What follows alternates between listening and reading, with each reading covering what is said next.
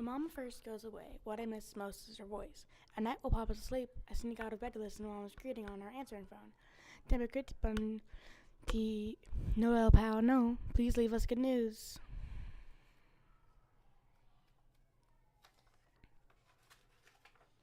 One night I accidentally erased the greeting, and I can no longer hear Mama say those cheerful words to make me feel warm inside.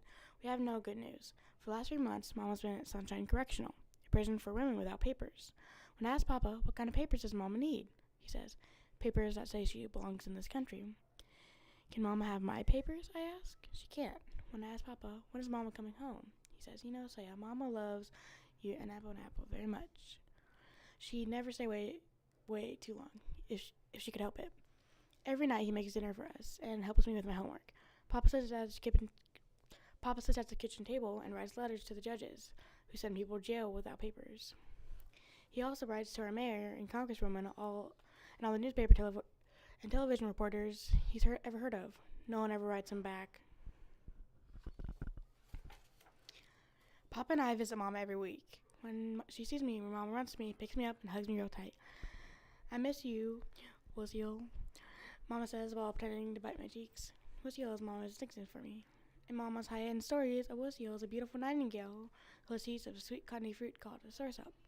Just like I do, the Lucille keeps mean old witches away from eating little children by distracting them with her beautiful song. Mama leans over and hums the Lucille's song in my ear. The melody is as soft as Mama's touch and as sweet as real soursup. When Mama stops humming, she asks me about school and whether Papa and I are taking good care of each other. I sit on her lap and breathe in the smell of the coconut pomade in her hair as she and Papa talk.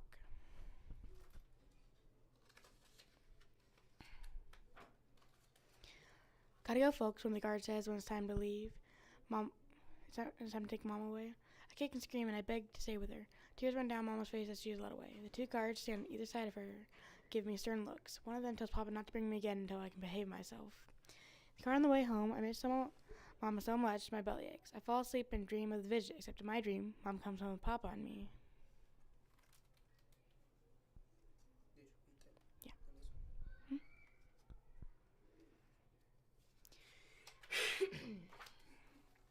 A few days later, a package arrives in the mail from Mama. In the envelope is a letter for Papa, and for me a cassette with a card that says, Yonissa Dodo Pa Saya, a bedtime story for Saya. That night, Pop tucks me in and puts his old tape recorder by my bed. It's exactly the one he brought Mama when she was first taken to jail. He pushes the play button and tiptoes out of my room.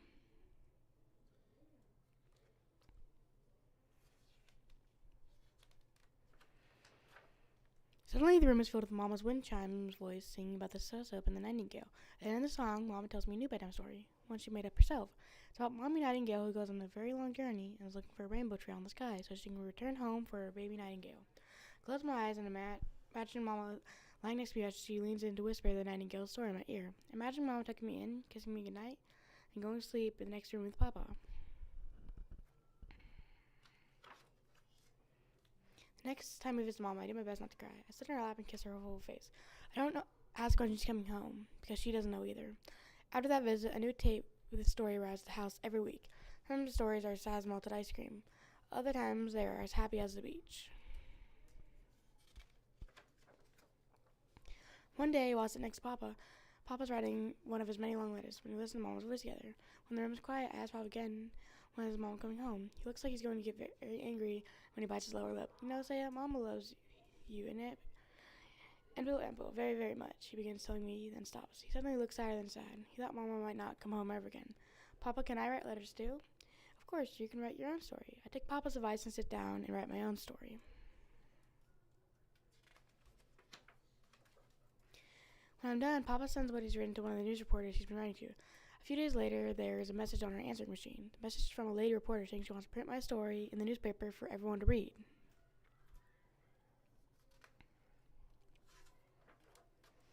The next day, another reporter comes to our apartment to interview Papa and me for the television news.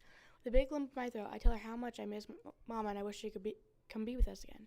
Papa tells the television reporter how Mama was arrested by the immigration police while working in a restaurant. She might be sent back to Haiti anytime. Mama came to America before she met Papa and before I was born, and she doesn't have the right papers. Not yet, anyways.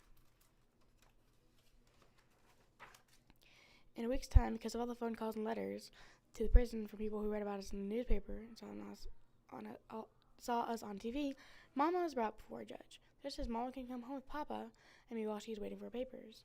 Sitting in the courtroom with Papa, I'm so happy and proud I feel like running up to the beach and giving the judge a big hug. Finally, Mama was home with us again. At bedtime, Mom asked me which one of her stories I liked to hear most. Picked my favorite one, the one about the mom Nightingale who skips over rainbows trying to get home. How does the story end? Asked Mama, even though I already know the answer.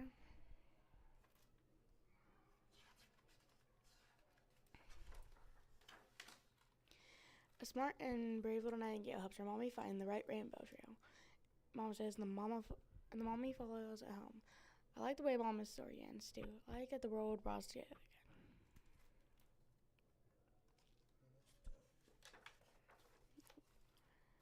So, author's note, I grew up in a family that was separated in part by immigration.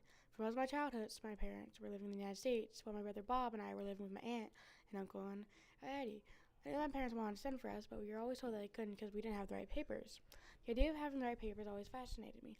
Children in Haiti, my brother and I sometimes played writing games, making up passports, visas, and other documents that might one day reunite us with our parents.